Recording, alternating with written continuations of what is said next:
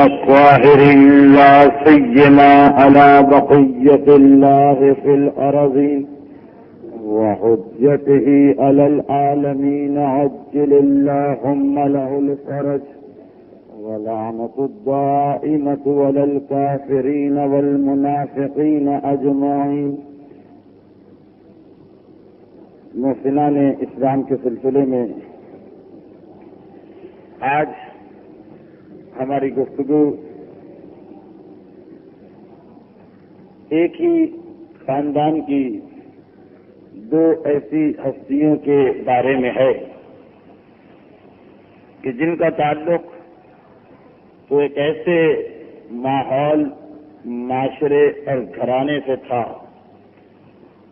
کہ جس نے پیغمبر اور پیغمبر کے آباء و اجداد کی مخالفت ہمیشہ سے کی، لیکن اپنے تمام گھرانے، اپنے تمام ماحول سے ٹکراتے ہوئے ان ہستیوں نے حق کی دعوت پر لبیک کہی اور راہ میں آنے والی تمام مشکلات کو برداشت کیا.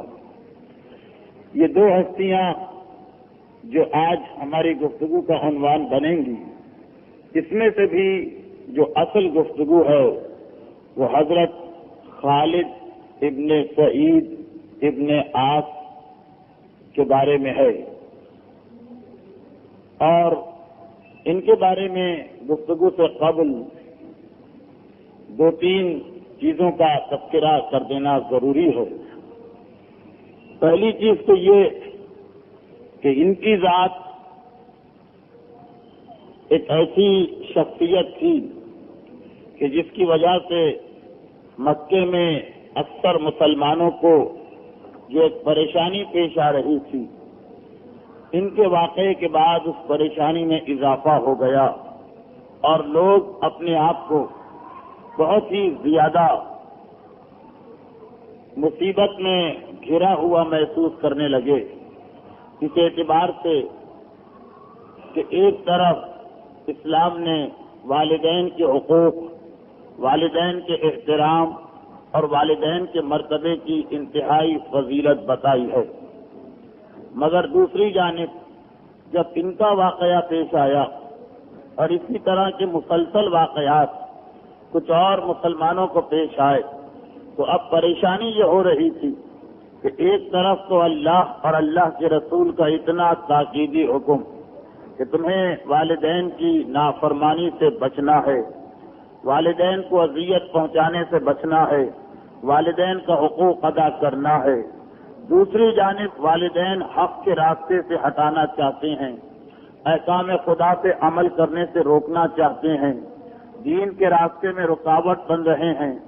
اب کیا کیا جائے؟ اگر والدین کی نافرمانی کرتے ہیں تو کہیں خدا کی ناراضگی نہ ہو، اور والدین کا خیال رکھتے ہیں تو دین ہاتھ سے نہ نکل جائے.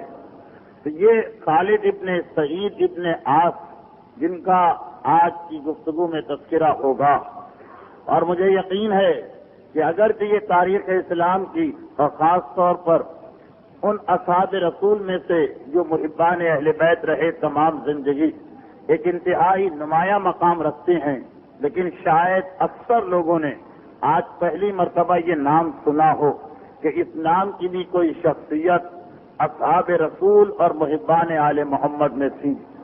لیکن تفصیلات آئیں گی، ان کی عظمت کا اندازہ آپ کو ہوتا چلا جائے گا، اور شاید یہ اندازہ بھی ہو کہ کیا سبب ہے کہ بہت سارے مشہور ناموں پر ان کو ترجیح دی جا رہی. تو خیر، جیسا کہ میں عرض کر رہا تھا کہ یہ سبب بنے کہ مسلمانوں کے ذہن میں یہ مسئلہ ابھرتا چلا گیا، اور پھر سورہ عنکبوت کی آیت نازل ہوئی، وَوَصَّيْنَا الْإِنسَانَ لِوَالِدَيْهِ حُسْنًا وَإِنْ جَاهَدَكَ لِتُشْرِكَ بِي مَا لَيْسَ لَكَ بِهِ عِلْمٌ فَلَا تُطِعْهُمَا، کہ دیکھو ہم نے انسان کو وصیت کی ہے کہ وہ اپنے والدین سے اچھا سلوک کرے اور ان کا احترام کرے، لیکن وَإِنْ جَاهَدَكَ، اگر وہ دونوں تمہیں مجبور کریں لِتُشْرِكَ بِي، کہ تم میرا شریک بناؤ، مَا لَيْسَ لَكَ بِهِ عِلْمٌ، ایسا شریک کہ جس کا وجود نہیں، تو فَلَا تُطِعْهُمَا، پھر تمہاری ذمہ داری ہے کہ ہرگز ان کی اطاعت نہ کرنا۔ اور یہ حکم خدا جب آیا تو مکے کے مسلمانوں نے ایک سکون کی سانس لی کہ اب ہمیں پتہ چل گیا کہ کس انداز سے ہمیں زندگی گزارنا ہے۔ اور اس پریشانی کا سبب جیسا کہ میں نے کہا کہ خالد ابن سعید کے حالات کا ایک واقعہ ہے، اور وہ یہ کہ خالد ابن سعید کا تعلق، یہ ایک انتہائی عظیم شخصیت ہے۔ ان کا تعلق قریش کے ایک ایسے خاندان سے تھا جو ہمیشہ سے بنو ہاشم کے خاندان کا مخالف تھا، یعنی خاندان بنو امیہ۔ حضرت عبد مناف قریش کے اپنے دور کے سردار تھے۔ ان کے یہاں 2 بیٹوں کی ولادت ہوتی ہے، ایک ہاشم کے نام سے مشہور ہوئے اور ایک کا نام عبد الشمس قرار پایا۔ اور ایک مشہور چیز ہے، بعض تاریخوں میں بھی لکھا ہے، مگر اس کو صحیح یا غلط کی پہچان ہمارے موضوع سے خارج ہے، کہ یہ دونوں بھائی جڑواں پیدا ہوئے، اور جب پیدا ہوئے تو اس انداز سے کہ بڑے بھائی ہاشم کے پاؤں کا پنجہ چھوٹے بھائی عبد الشمس کی پیشانی سے چپکا ہوا تھا، اور اس زمانے کی طب میں اس کا سوائے آپریشن کے اور کوئی علاج نہ تھا۔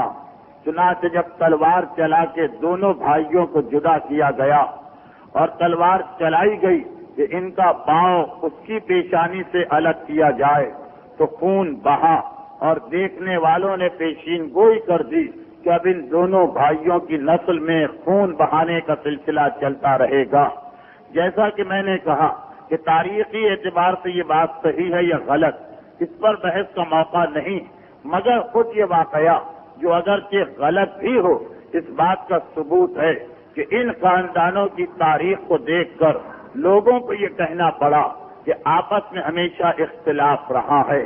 اب یہ ایک الگ بات ہے کہ جب کبھی اختلاف ہوتا ہے تو ایک آدمی حق پر ہوتا ہے اور ایک باطل پر۔ یہ ان 2 بھائیوں کا معاملہ تھا۔ اس کے بعد جناب ہاشم کے بیٹے عبد المطلب اپنے زمانے کے سردار بنے، اور ادھر عبد الشمس کا بیٹا امیہ ہوا، جس کے نام پر خاندان کا نام خاندان بنو امیہ قرار پایا۔ جناب عبد المطلب کے انتقال کے بعد قیادت حضرت ابو طالب کے پاس آتی، اور وہاں پہ امیہ کے بعد آس نام کا شخص، آس نام کا اس کا بیٹا قائد بنتا ہے اس خاندان کا، اور اس کے فوراً بعد ابو طالب ہی کے بڑھاپے کے اندر اسلام کا پیغام سامنے آیا۔ بنو ہاشم کے ایک فرد یعنی پیغمبر اسلام نے اپنی رسالت اور دین اسلام کی طرف آنے کی دعوت کا اعلان کیا۔ اس وقت مخالف خاندان، مقابل خاندان مکمل طور پہ بنو ہاشم کے خلاف تھا۔ چنانچہ ایک مرتبہ تقریباً سارے خاندان نے اس دعوت کو سننے کے بعد رد کر دیا۔ نہ صرف یہ کہ رد کیا بلکہ مسلمانوں کی بڑے مخالفوں میں سے ایک مخالف قرار پائے۔ مگر اسی خاندان میں قدرت نے خالد ابن سعید ابن عاص، یعنی جن عاص کا میں نے ذکر کیا کہ وہ حضرت ابو طالب کے زمانے میں اس خاندان بنو امیہ کے قائد تھے، ان کے پوتے جن کا نام خالد ہے اور ان کے والد کا نام سعید ہے، خود ان کے والد سعید کے والد خالد کے والد جن کا نام سعید ہے وہ ابو سفیان کے سگے چچا زاد بھائی تھے۔ چنانچہ خالد کا تعلق خاندان بنو امیہ سے بڑا گہرا تھا، مگر قدرت اس خاندان کے اندر بھی خالد جیسی شخصیت کو سامنے لا کر یہ بتانا چاہتی تھی کہ دنیا یہ فیصلہ کر لے کہ حق کس جانب ہے۔ اب جناب خالد ابن سعید کے بارے میں تفصیلی گفتگو سے پہلے ایک مرتبہ پھر میں ان کا شجرہ نسب آپ کے سامنے پیش کروں۔ خالد ابن سعید ابن عاص ابن امیہ ابن عبد الشمس ابن عبد مناف، جو پیغمبر اسلام کے پردادا قرار پاتے ہیں، اسی نسل میں سے جناب خالد بھی ہیں۔ اور اپنے زمانے کے دستور کے مطابق جب ہوش سنبھالا اور جوانی آئی تو عام نوجوانوں کے مانند دن اور رات گزار رہے تھے۔ کانوں میں یہ اطلاع پہنچی تھی کہ ہمارا جو مخالف خاندان ہے، خاندان بنو ہاشم، اس میں عبد المطلب کے یتیم پوتے نے ایک دعوی رسالت کیا ہے۔ ایک عجیب دعویٰ کیا ہے، اور یہ بھی معلوم تھا کہ ہمارے بزرگ اس کے دشمن ہو چکے ہیں اور اس کی تبلیغ کو روکنے کی ہر ممکن کوشش کر رہے ہیں، مگر خالد ابھی جوان ہے اور جوانی کے دستور کے مطابق نہ اس طرف ہے نہ اس طرف، سیر و شکار میں دن رات گزار رہے ہیں، تفریحات میں دن رات گزار رہے ہیں۔ کیا مسئلہ ہے، مکے کی کیا حالات، یہ بزرگوں کا معاملہ ہے، بزرگ جانے جس طریقے سے بزرگ معاملات کو نمٹا رہے تھے، خالد کے لیے اتنا ہی کافی تھا۔ انہوں نے کبھی توجہ بھی نہیں دی کہ وہ جو عبداللہ کا یتیم اور عبد المطلب کا پوتا ہے، وہ آخر ایسی کیا بات کہہ رہا ہے جس کی وجہ سے اتنی مخالفت اس کی ہو رہی ہے۔ یہ اپنے معمولات میں مشغول تھے۔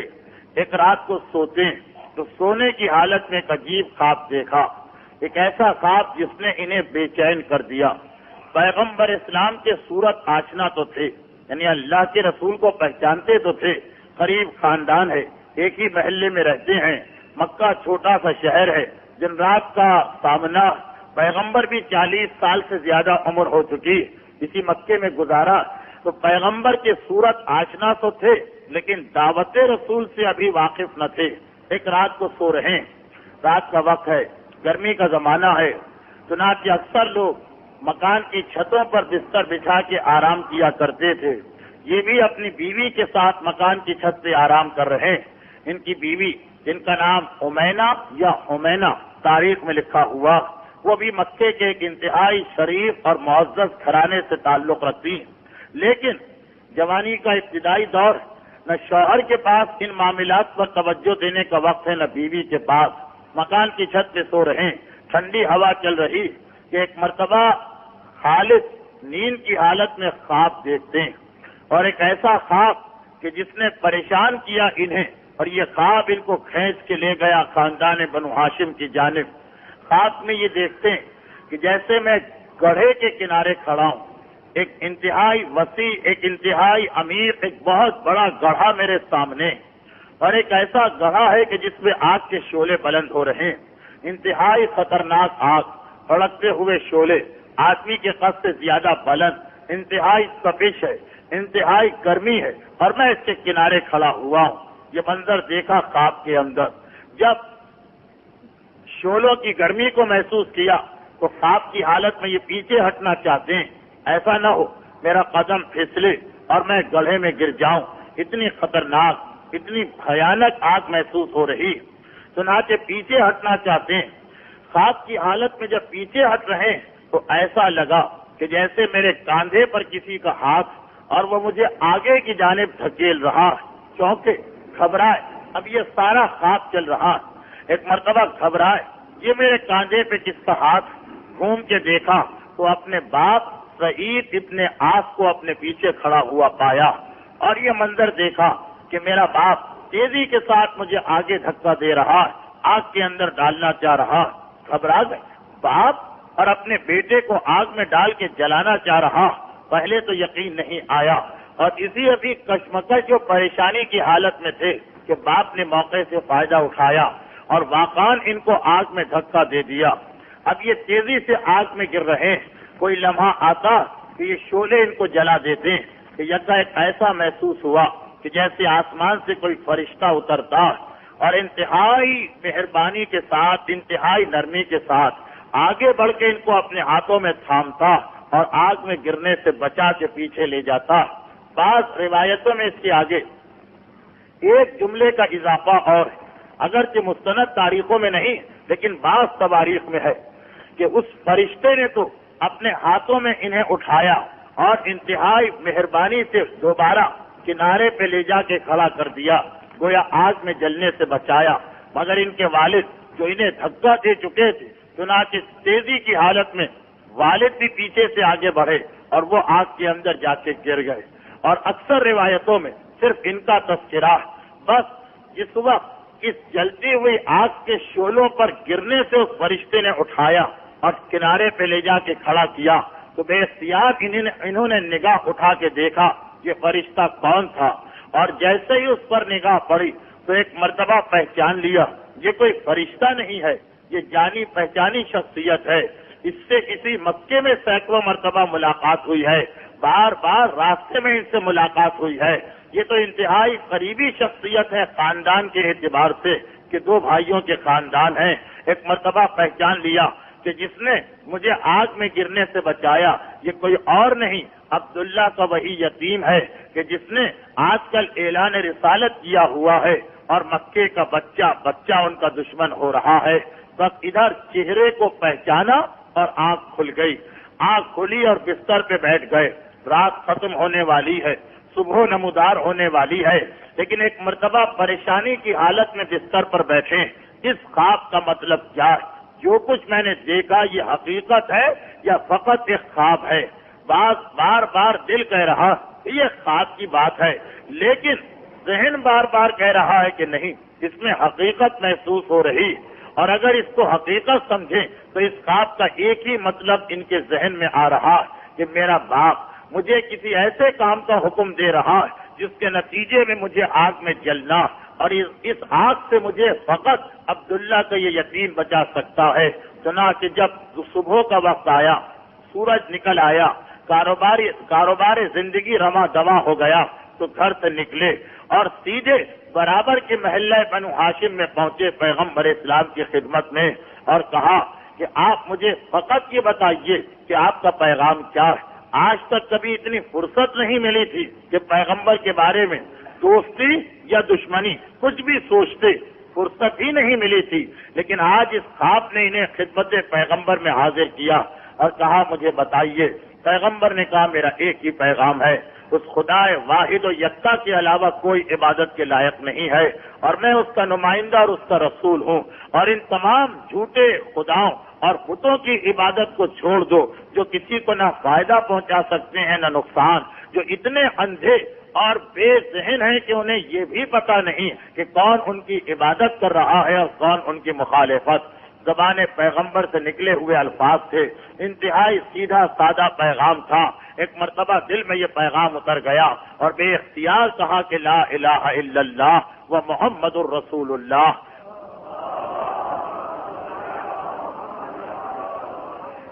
اب ایک مرتبہ اس خواب نے زبان سے یہ فقرہ تو نکلوا دیا, مگر ایک پریشانی پیدا ہو گئی, کہیں اس کی اطلاع میرے باپ کو نہ مل جائے. ان کا باپ جیسا کہ میں نے کہا کہ سگا چچا زاد بھائی ہے, اس وقت قریش مکہ کے ایک لیڈر اور پیغمبر اسلام کے ایک انتہائی سخت دشمن کا. چنانچہ ان کو پریشانی کہ میرے باپ کو اطلاع نہ مل جائے, اور اس کے علاوہ ان کے باپ کے بارے میں تواریخ میں لکھا, کامل ابن اسیر کی روایت ہے کہ ان کا باپ مکے کے انتہائی غصے والے اور مغرور آدمیوں میں سے ایک تھا. اس کا لقب تھا ذو تاج, یعنی تاج والا, کیونکہ وہ زرد رنگ کا امامہ سر پہ پہنتا تھا, اور یہ اس کا اعلان بھی تھا اور اس پر وہ عمل بھی کرتا تھا کہ میرے علاوہ اس رنگ کا امامہ کسی کے سر پہ نظر نہیں آنا چاہیے, ورنہ پھر میرے اور اس کے خاندان کا اختلاف اور لڑائی ثابت ہے. چنانچہ اس کے باپ کے غصے کی وجہ سے مکے کے عام لوگ اس کی بات کو مان لیا کرتے تھے, اور اس کا لقب ہی تھا ذو تاج, یعنی تاج والا. اب انہیں پتا ہے کہ میرا باپ جو ناک پر مکھی بیٹھنے دینے کو تیار نہیں, پیغمبر اسلام کا سخت ترین دشمن, پورا خاندان دشمن ہے. جب اسے یہ پتا چلے گا کہ میں غیروں کو مسلمان ہونے سے روک رہا ہوں اور میرا اپنا بیٹا مسلمان ہو گیا تو وہ کتنے سخت غیظ و غضب کا شکار بن جائے گا. چنانچہ بڑا مشکل مسئلہ ہے اپنے اسلام کے بعد اب اس کو چھپانے کا مرحلہ. چنانچہ انہوں نے یہ کام کیا کہ نہ پیغمبر کے پاس جاتے ہیں, نہ مسلمانوں کے پاس بیٹھتے ہیں, نہ اپنے باپ کے ساتھ بیٹھتے ہیں, کیونکہ اس سے پہلے کی بات دوسری تھی. لیکن اب اگر باپ کے ساتھ بیٹھیں تو ہو سکتا ہے کبھی ظلم میں شریک ہونا پڑے, ہو سکتا ہے کبھی پیغمبر کی مخالفت کرنا پڑے. چنانچہ اپنے باپ کو بھی چھوڑ دیا, پیغمبر کو بھی. صبح کو گھر سے نکلتے ہیں, سارا دن مکے کے باہر گھومتے رہتے ہیں. رات کے وقت اس وقت جب باپ سو چکا ہوتا ہے گھر میں آ کے سو جاتے ہیں, تاکہ اگر میں مسلمانوں کی مدد نہ کر سکوں تو مسلمانوں کے دشمنوں میں میرا نام نہ لکھا جائے. مگر اسلام قبول کر چکے, اس تمام تر خوف اور ڈر کے باوجود نماز اور عبادت خدا کا انتہائی شوق, اس لیے کہ مسلمان کی علامت ہی نماز بتائی جا رہی. اب یہ وہ دور ہے, یہ وہ زمانہ ہے کہ ابھی نماز واجب نہیں ہوئی تھی، لیکن اسلام قبول کرنے کے بعد نماز کے پابند بن گئے تھے، جان کا خطرہ ہے، باپ کو اطلاع مل گئی، باپ قتل کرا دے گا، چنانچہ گھر کو چھوڑ کر صبح سے شام باہر رہتے ہیں، مکے کے پہاڑوں میں، مکے کے جنگلوں میں، اور وہاں نماز پڑھتے ہیں جب وقت نماز آتا ہے۔ باپ کے ساتھیوں میں سے کسی نے ایک مرتبہ ان کو جنگل میں نماز پڑھتے ہوئے دیکھ لیا، چنانچہ اس کے دل میں تجسس پیدا ہوا کہ یہ سعید ابن عاص کا بیٹا، ابو سفیان کا بھتیجا، مسلمانوں کے طریقے سے عبادت کیسے کر رہا۔ چنانچہ اب لوگ ان کے پیچھے لگ گئے، انہیں نہیں معلوم مگر لوگ ان کے پیچھے لگے، اور آہستہ آہستہ کئی آدمیوں نے یہ منظر دیکھا، اور ایک دن آ کر ان کے باپ کے سامنے طنز اور طعنے کے انداز میں کہنے لگے کہ تم ان غریب لوگوں پر تو اتنا ظلم کر رہے کہ جو عبداللہ کے یتیم کی بات مانتے ہیں، اور تمہارا اپنا سگا بیٹا اس کے اوپر ایمان لا کر تمہارے دین کو ترک کر چکا، اور اسے تم کچھ کہنے کو تیار نہیں۔ اتنا طعنہ باپ کے لیے بہت بڑا طعنہ تھا۔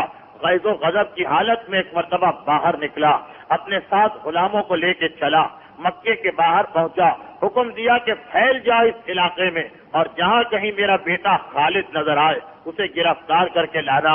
آخر کیونکہ خالد کو پتا ہی نہیں کہ کیا ہو رہا، اس لیے چھپنے کے معاملے میں وہ احتیاط تو نہیں کر رہے تھے، گرفتار کر لیے گئے اور گھر میں پہنچایا گیا۔ باپ کو اطلاع پہنچائی گئی کہ آپ کا بیٹا گرفتار ہو کے لایا گیا۔ ان کے باپ جن کا نام سعید ابن عاص ہے اور ان کی کنیت ابو احیہ ہے، ان کے والد کی کنیت ابو احیہ ہے، انہیں اطلاع ملی کہ آپ کا بیٹا گرفتار کر کے لایا گیا۔ غیظ و غضب کی حالت میں ایک عصا لے کر، ایک لاٹھی لے کر، لکڑی کی ایک چھڑی لے کر ان کا باپ گھر میں داخل ہوا۔ دیکھا کہ ہاتھ پاؤں باندھ کے میرے بیٹے کو صحن میں بٹھایا گیا، بیٹے کے چہرے پہ نگاہ پڑی، غصہ بڑھ گیا، اور ایک مرتبہ وہ عصا، وہ چھڑی، وہ لکڑی کی لاٹھی اٹھا کر اتنے زور سے خالد کے سر پہ ماری کہ وہ لکڑی ٹوٹ گئی، اتنے زور سے ان کے سر پہ اس عصا کو مارا کہ وہ لکڑی کا بنا تھا مگر ٹکڑے ٹکڑے ہو گیا۔ اور اس کے بعد انتہائی غیظ و غضب کی حالت میں پوچھتے ہیں کہ میں نے سنا ہے کہ تم نے عبداللہ کے یتیم کی باتوں کو قبول کر لیا اور اپنے دین کو ترک کر دیا ہے، کیا تمہیں پتا نہیں کہ وہ ہمارے خداؤں کو برا بھلا کہتا ہے، ہمارے باپ دادا کے مذہب پر اعتراض کرتا ہے؟ ایک مرتبہ اتنے باپ کو غصے میں دیکھنے کے بعد بھی سر جھکا کے کہتے ہیں کہ لیکن جو کچھ وہ کہتا ہے وہ سچ کہتا ہے۔ ان کا جواب، جو کچھ وہ کہتا ہے سچ کہتا ہے۔ باپ نے جب یہ سنا تو غصے کی وجہ سے ایک مرتبہ کہتا ہے کہ اگر ایسی بات ہے تو آج سے میرا تیرا تعلق ختم ہو گیا، اور اب میں تجھے گرفتار کر کے اپنے مکان میں قید کروں گا اور دیکھوں گا تو کیسے زندہ بچتا ہے۔ تجھے نہ کھانے کو دیا جائے گا نہ پانی کو دیا جائے گا۔ اب اس وقت انتہائی شدید تکلیف ہو رہی ہے، سر میں رسیاں کھل گئی کسی طرح، اور انہوں نے اپنے سر پہ اپنے ہاتھ کو رکھ کر اسے سہلانا شروع کیا، مگر اس حالت میں باپ کے غصے کو بھی دیکھ رہے، اپنی کمزوری کو بھی دیکھ رہے، یہ بھی پتا ہے کہ مسلمانوں میں کوئی اس قابل نہیں کہ میری مدد کو آ سکے، مگر پوری بے خوفی سے جواب دیتے ہیں کہ مجھے آپ کا کھانا چاہیے بھی نہیں، میرا پروردگار موجود ہے اور وہی مجھے روزی عطا کرنے والا ہے۔ اسلام کا ابتدائی زمانہ ہے، اتنے غیظ و غضب کی کیفیت ہے، مگر اتنی معرفت والا جملہ ان کی زبان سے نکل رہا ہے کہ آپ جس طرح اکثر آپ نے دیکھا ہوگا والدین میں سے کچھ ایسے بھی ہوتے ہیں جو اولاد کو جب گناہ کے یا حرام راستے پر یا شریعت کے خلاف راستے پہ لے جانا چاہتے ہیں اور اولاد نہیں مانتی ہے تو ان کے پاس یہی ایک دھمکی ہوتی ہے کہ میرا تیرا کوئی تعلق نہیں، آف کر دوں گا، جائیداد سے محروم کر دوں گا، تیرا خرچہ برداشت نہیں کروں گا۔ یہ دھمکی جو آج ایک مسلمان باپ دیتا ہے بعض اوقات اپنی اولاد کو، در حقیقت اس کا آغاز مکے میں اس وقت ہوا تھا جب خالد کے باپ سعید ابن عاص یہ دھمکی دے رہے ہیں، اور انتہائی معرفت اور ایمان والا جواب کہ مجھے آپ کے پیسے کی فکر بھی نہیں ہے، مجھے آپ کی طرف سے ملنے والی روٹی چاہیے بھی نہیں ہے، میرا پروردگار زندہ ہے اور وہ میری مدد کرے گا۔ باپ نے یہ سنا، ایک مرتبہ حکم دیا کہ انہیں قید خانے میں لے جا کے ڈال دو، ہاتھ پاؤں کو دوبارہ مضبوطی سے باندھا گیا اور قید خانے میں ڈالا گیا۔ 3 دن گزر گئے، نہ کھانے کو کچھ ملا نہ پانی کو کچھ ملا، مگر ایمان پہ قائم ہیں، ایمان پہ ثابت ہیں، اور ایسا لگ رہا ہے کہ قدرت نے انہیں جو گرفتار کرا کے باپ کے گھر میں قید کیا، اس میں بھی پروردگار کی ایک مصلحت تھی، کیونکہ تاریخ یہاں پہ خاموش ہے، صرف اتنا کہتی ہے کہ 3 دن کے بعد ایک مرتبہ انہیں موقع مل گیا باپ کی قید سے فرار ہونے کا، مگر بعض روایتوں سے اندازہ ہوتا کہ در حقیقت باپ کے ظلم کو اور ان کی مظلومیت کو، باپ کے غصے کو اور ان کے توکل کو، باپ کے خلاف عقل عقیدے کو اور ان کے معرفت والے جملے کو سن کر باپ پہ اثر نہیں ہوا، مگر ان کے بھائیوں پہ اثر ہو گیا۔ چنانچہ ان میں سے کسی نے موقع سے فائدہ اٹھا کر انہیں رات کے وقت کھول کر آزاد کیا، اور ایک مرتبہ یہ وہاں سے نکل کے سیدھے خدمت پیغمبر کے اندر آ گئے۔ اب جو باپ سے ایک ڈر تھا، جو ایک باپ سے ایک حجاب تھا، جو ایک تکلف تھا کہ باپ دیکھے گا تو پتہ نہیں کیا کہے گا، وہ تو ختم ہو گیا، کیونکہ معاملہ کھل کے سامنے آ چکا تھا۔ چنانچہ علل اعلان یہ خدمت پیغمبر میں پہنچے اور پیغمبر کے ساتھی بن کے زندگی گزارنے لگے۔ اور جیسا کہ میں نے کہا کہ تاریخ تو خاموش ہے کہ یہ قید سے کیسے نکلے، مگر تھوڑا اندازہ ہو رہا، اور اس کا ثبوت یہ کہ ابھی چند دن گزرتے ہیں، ان کے دوسرے بھائی، چھوٹے بھائی جن کا نام عمر ہے، وہ بھی آ کے پیغمبر اسلام کے پاس اسلام قبول کرتے ہیں، اور کچھ دن اور گزرے، ان کے سب سے چھوٹے بھائی جن کا نام ابان ہے، وہ بھی آ کے اسلام قبول کرتے ہیں۔ لیکن بہرحال یہ تینوں بھائی، جن میں باپ کا زیادہ غصہ بڑے بھائی خالد ابن سعید پر ہے، کیونکہ اس نے یہ سلسلہ شروع کیا خاندان میں، باپ کو زیادہ غصہ اس پر ہے، اور وہ موقع کی تلاش میں ہے، جب موقع ملے میں اپنے بیٹے کو نقصان پہنچا دوں۔ پیغمبر نے ان حالات کو دیکھا، ان سے کہا کہ ان حالات میں تمہارا مکے میں رہنا مناسب نہیں ہے، میں کچھ مسلمانوں کو ملک حبشہ کی جانب بھیج رہا ہوں، تم بھی اس لشکر میں شامل ہو کے چلے جاؤ۔ اس عرصے میں ان کی بیوی بھی اسلام قبول کر چکی تھی، چنانچہ پیغمبر نے شوہر اور بیوی کو اس قافلے میں شامل کیا جو جناب جعفر طیار کی قیادت میں مکہ چھوڑ کے حبشے کی جانب جا رہا تھا۔ یہ 6واں سال تھا اعلان رسالت کو، اور یہ حبشہ کی جانب گئے۔ تاریخ بتاتی ہے کہ وہاں جانے کے بعد یہ خیر و عافیت سے ہو گئے، اور 10 سال انہوں نے وہاں گزارے، اور وہیں پر ان کو ایک سعادت اور ملی، وہیں پہ ان کو ایک شرف اور ملا۔ ایک مسلمان کے لیے اس سے بڑا شرف کیا ہو سکتا ہے کہ وہ پیغمبر اسلام کا نکاح پڑھوائے۔ یہ شرف بھی ان کو حاصل ہوا حبشہ کے اندر پہنچنے کے بعد، اس لیے کہ جب یہ حبشہ پہنچے تو جس قافلے میں یہ گئے تھے، اسی قافلے میں ان کے ساتھ ان کے رشتے کی ایک بہن بھی تھی جن کا نام تھا رملہ، اور یہ رملہ وہ ہیں جو تاریخ اسلام میں ام حبیبہ کے نام سے یاد کی جاتی ہیں، اور یہ ام حبیبہ ابو سفیان کی بیٹی ہیں، اور حاکم شام امیر معاویہ کی سگی بہن ہے، اور یزید کی پھوپھی، ان کا نام رملہ۔ ان کے والد ابو سفیان، آپ نے ابھی دیکھا خالد کے اوپر کتنے مظالم ہوئے۔ خالد کے باپ سعید تو مسلمانوں کے اتنے دشمن نہیں تھے، فقط ناک کا مسئلہ تھا، خاندان کا مسئلہ تھا، مگر رملہ جو تھی ان کے اپنے باپ تو اسلام کے سخت ترین دشمن تھے، اور وہ کسی مسلمان کا وجود برداشت نہیں کر سکتے تھے، مگر ان کی اپنی سگی بیٹی مسلمان ہوئی۔ اور میں آپ کی آسانی کے لیے بجائے ان کے نام کے اب ان کی کنیت کو استعمال کرتا ہوں۔ ان کی سگی بیٹی رملہ مسلمان ہو گئی، اور کیونکہ ان کی لڑکی کا نام حبیبہ تھا اس لیے وہ ام حبیبہ کہلائیں، وہ مسلمان ہو گئیں، اور ان کے ساتھ ان کے شوہر عبید اللہ ان کا نام تھا، وہ بھی مسلمان ہو گئے۔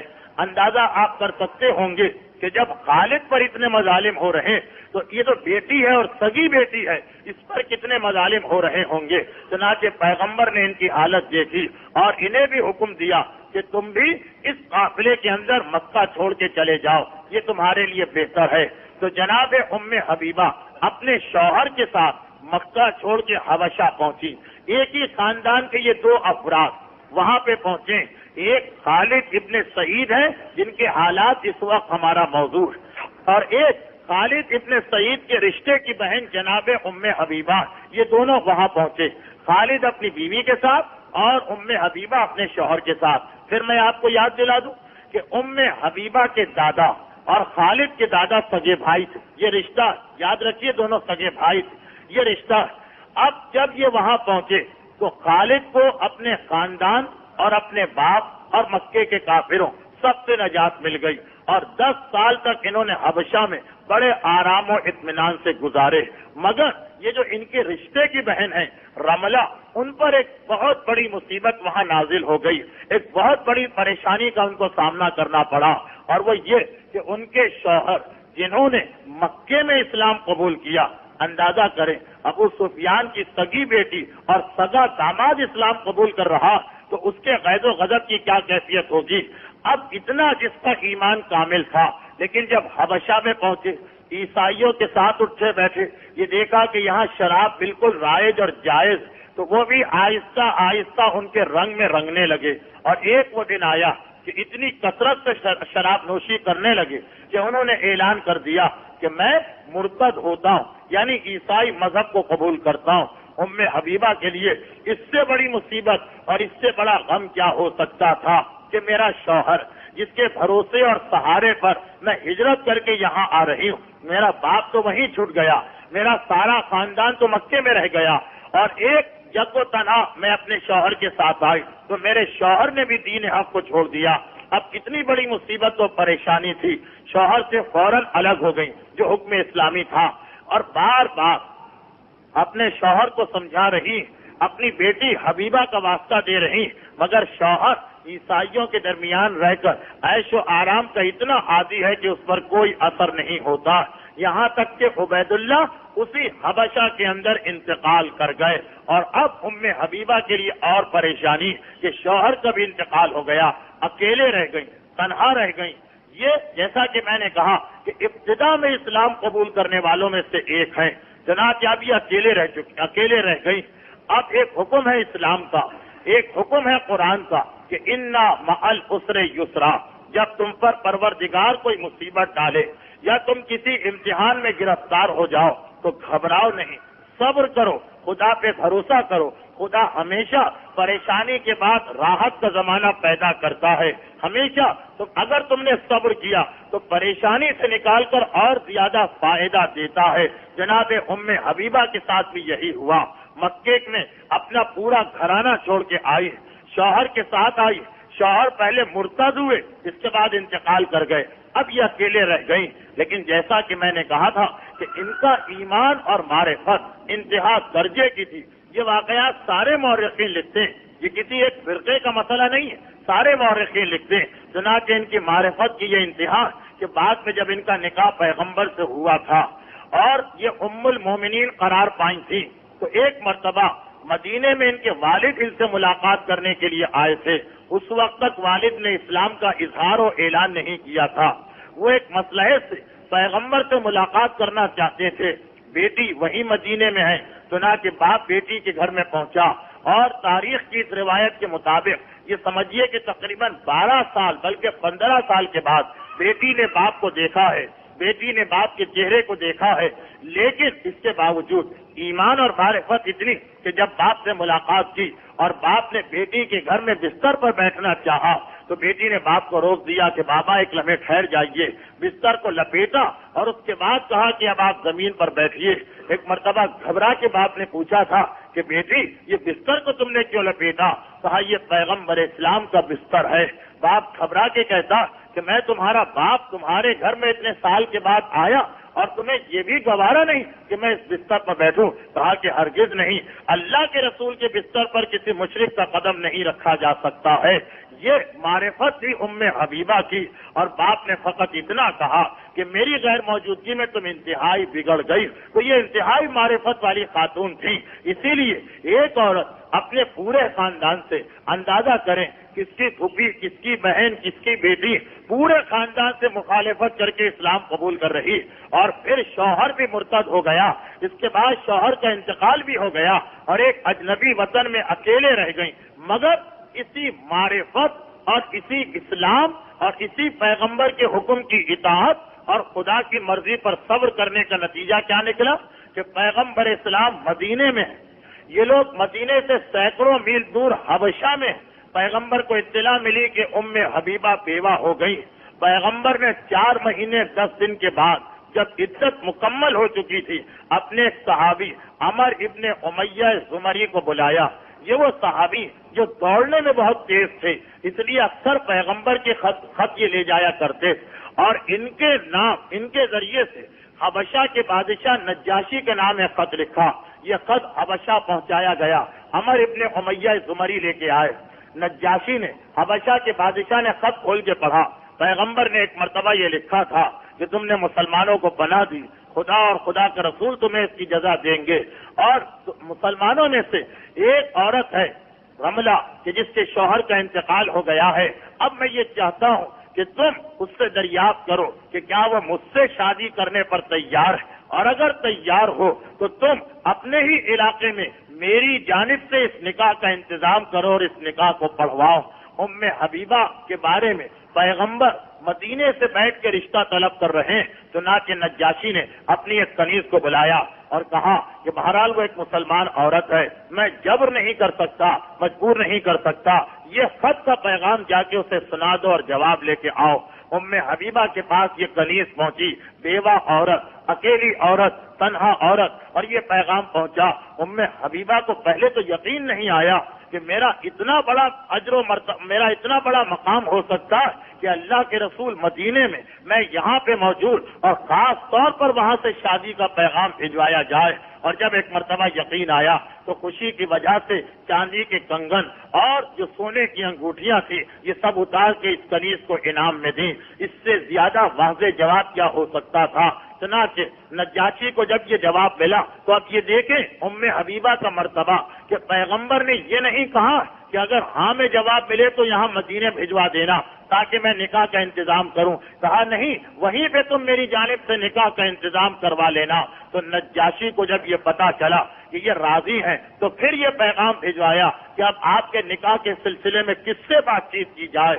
تو انہوں نے یہ دیکھ کر کہ میرے خاندان کا ایک شخص یہاں ہے، میرے دادا کی اولاد میں سے ایک شخص یہاں پہ ہے، خالد ابن سعید ابن عاص کو بلوایا اور پورا مسئلہ رکھا اور کہا کہ اب میں آپ کو اجازت دیتی ہوں کہ آپ میری جانب سے جا کر نکاح کے امور کو ٹھیک کریں اور میرا نکاح پڑھوائیں. چنانچہ خالد ابن سعید بادشاہ نجاشی کے پاس گئے اور آخر ایک محفل ہوئی، ایک تقریب ہوئی جس میں جناب جعفر طیار کو بلایا گیا. اور اس کے بعد ایک طرف سے خالد بیٹھے، انہوں نے ام حبیبہ کی طرف سے نکاح پڑھا اور حبشہ کے بادشاہ نجاشی نے پیغمبر کی جانب سے نکاح پڑھا.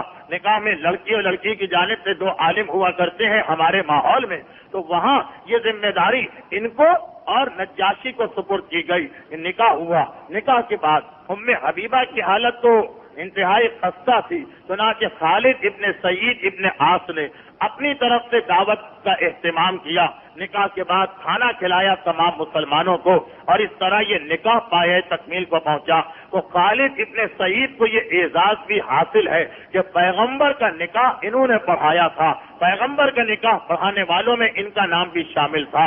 اور اس کے کچھ عرصے کے بعد نجاشی نے اب یہ دیکھنے کے بعد کہ مسلمان مدینے میں محفوظ ہو گئے، پیغمبر کی امانت مدینے بھجوانا چاہیے. چنانچہ یہ ذمہ داری بھی خالد کے سپرد کی گئی کہ آپ مدینے جائیے اور پیغمبر اسلام کا جو حرم ہے، پیغمبر اسلام کی جو زوجہ ہیں، انہیں لے جا کے پیغمبر اسلام تک حفاظت سے پہنچا دیں تاکہ میری ذمہ داری ادا ہو جائے. میرا اصل موضوع خالد ابن سعید کے حالات ہیں. تو انہیں یہ اعزاز ملا اور تقریباً 13 سال کے بعد یہ لوگ حبشے سے مدینے کی جانب چلے. اچھا، اس عرصے میں وہ لوگ جو شروع میں ہجرت کر کے آئے تھے، ایک ایک دو کر کے مدینے واپس پہنچ چکے تھے. یہ مسلمانوں کا آخری گروپ، آخری جماعت تھی جو یہ مدینے کی جانب جا رہے تھے. یہ تاریخوں میں لکھا کہ یہ آخری کشتی تھی جس نے حبشہ کا ساحل چھوڑا، کیونکہ حبشہ اور مدینے کے بیچ میں سرخ سمندر، بحر احمر، ریڈ سی کے نام سے ایک سمندر ہے. یہ مسلمانوں کی آخری کشتی تھی، یہ مسلمان مہاجروں کی آخری کشتی تھی جس نے حبشہ کا ساحل چھوڑا اور مدینے پہنچے. جعفر طیار، خالد ابن سعید اور پیغمبر کی زوجہ یعنی تمام مومنین و مومنات کی ماں ام حبیبہ اس آخری جماعت میں شامل تھی.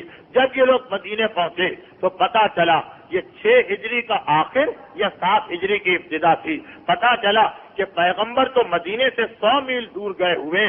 پوچھا کیوں گئے ہیں تو پتا چلا کہ یہودیوں نے انتہائی سرکشی کا مظاہرہ کیا تھا اور اب خیبر کے علاقے میں پیغمبر گئے تاکہ یہودیوں کا خاتمہ کیا جائے اور ان کو آئندہ مسلمانوں کے خلاف سازش کرنے کی ہمت نہ ہو. اب انہوں نے اپنے ساتھ جتنی عورتیں آئی تھیں انہیں تو مدینے میں چھوڑا اور فوراً مدینے سے خیبر کی جانب روانہ ہوئے۔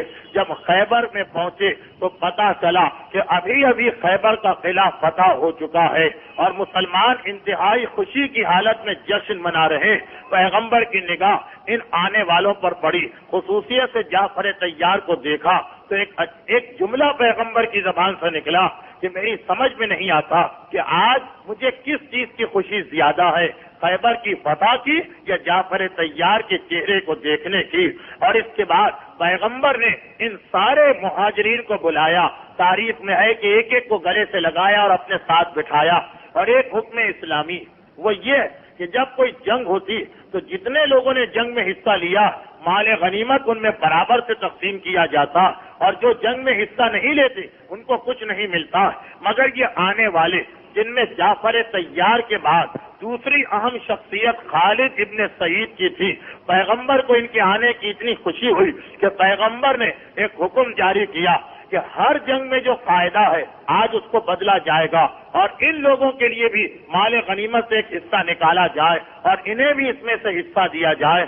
یہ مجاہد نہیں، یہ خیبر میں نہیں لڑے، مگر پیغمبر نے ان کا اتنا احترام کیا کہ جیسے یہ جنگ میں حصہ لے چکے ہیں اور مال غنیمت ان میں تقسیم کرایا۔ اس طرح خالد ابن سعید ابن عاص جو خاندان بنو امیہ سے ہیں مگر انتہائی درجے محب رسول، واپس مدینے پہنچے، لیکن ان کو ایک بات کا افسوس رہا، ساری زندگی افسوس رہا، وہ یہ کہ جب میں مدینے پہنچا تو اب مکے والوں سے لڑائیاں ختم ہو چکی، کیونکہ مکے اور مدینے کے مسلمانوں میں فقط 3 جنگیں ہوئی تھی، بدر، احد، خندق۔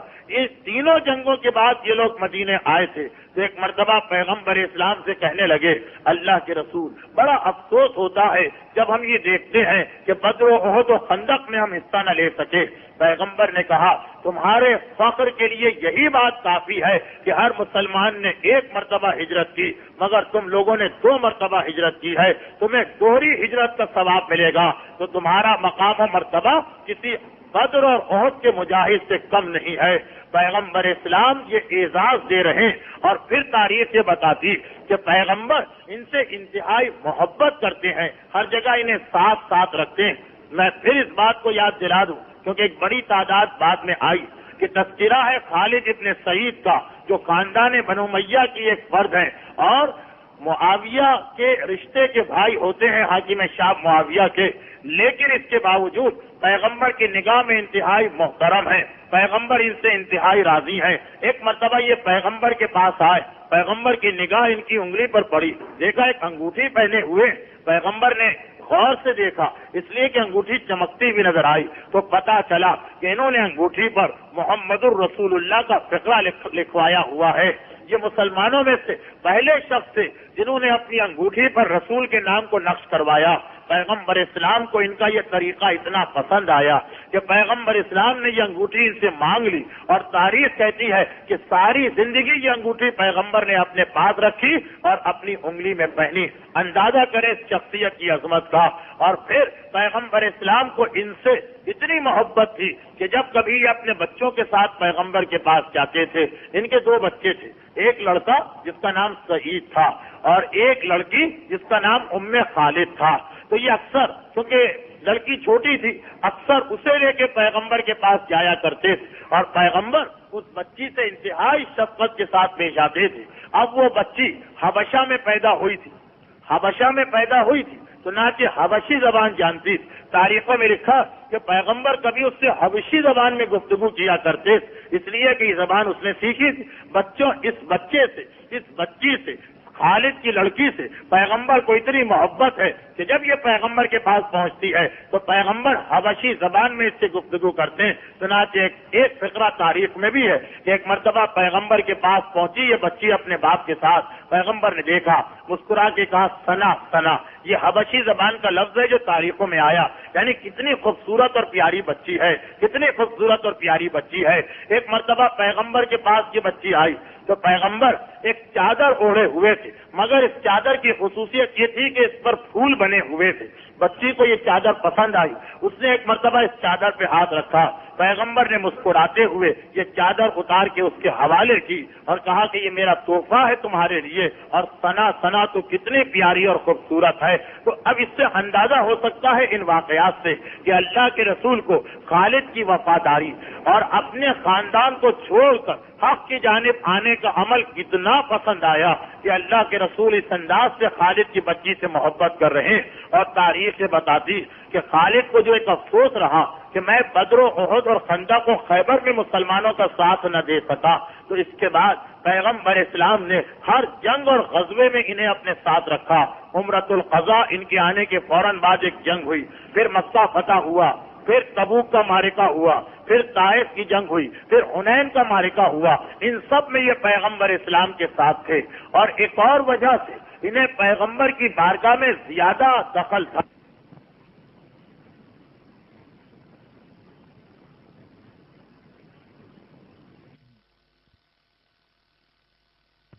شخص تھے کہ جنہوں نے اپنے کفر کے زمانے میں لکھنا پڑھنا سیکھ لیا تھا۔ چنانچہ جب پیغمبر کے پاس یہ آئے خیبر کے بعد، تو پیغمبر نے اپنے کاتبوں میں جو لوگ کتابت کرتے ہیں، خط وغیرہ لکھتے ہیں، ان کو بھی شامل کر لیا تھا، اور اکثر خط پیغمبر کے یہی لکھا کرتے تھے جس پر پیغمبر اپنی مہر لگاتے۔ چنانچہ تاریخوں میں تو واضح ان کے خط نظر آتے ہیں۔ جب ایک مرتبہ بنو ثقیف ایک قبیلہ جس سے جناب مختار کا تعلق، اس قبیلے پر حملہ کیا مسلمانوں نے، اور اس قبیلے کی جنگ کامیاب ہوئی، تو اس کے بعد انہوں نے صلح کی پیشکش کی، پیغمبر نے صلح قبول کر لی۔ وہ صلح نامہ خالد ابن سعید نے لکھا تھا۔ اسی طرح یمن والوں کو جب پتا چلا کہ کہیں ایسا نہ ہو کہ مسلمان ہماری جانب آ جائیں، وہ آئے پیغمبر کے بعد کہ اللہ کے رسول، ہم آپ سے لڑنا نہیں چاہتے، آپ ہمیں امان دے دیجئے۔ پیغمبر نے خالد سے کہا لکھو ان کے لیے امان نامہ۔ یہ امان نامہ بھی خالد نے لکھوایا۔ ان کی بیٹی یہ کہتی کہ میرے باپ اسلام میں پہلے شخص ہیں جنہوں نے خط اور کتابت بسم اللہ الرحمن الرحیم سے لکھنا شروع کی۔